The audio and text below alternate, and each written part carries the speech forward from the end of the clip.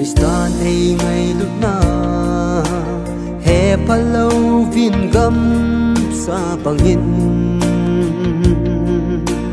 kadinga ato na dòng he palaw kahin ko kaday lamin ka namang dấu tay hi dòng lệ tunin kahin vele tunihin na heng kahin so ni paka ngay sit nop sa nahon sunin vai gay le dòng leng kahin vele paka nay ngay đam mô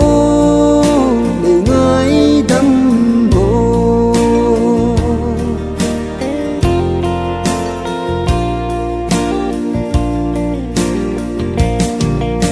Kristan ay ngay lúc na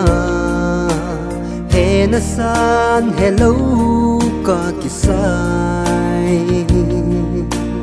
kahin khot di may bang he palawin kay manop sa nading mo ka na buhay piin patsot pi ka na lambay tay tunihin na heng kahin so ni paka ngay sit nop sa nahon sunin vai gay le dòng leng kahin vele paka nay ngay đam mô nay ngay đam mô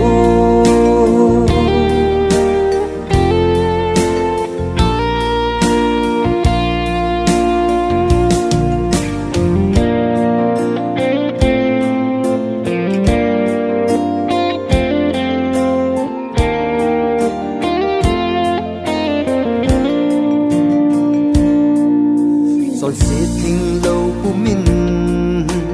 kahung nghe nay sa ngô pakai kato ding ipiham na leng kamadia nay hilin nay mangcha thing lal ki ma nang ako nung chon talo hel ding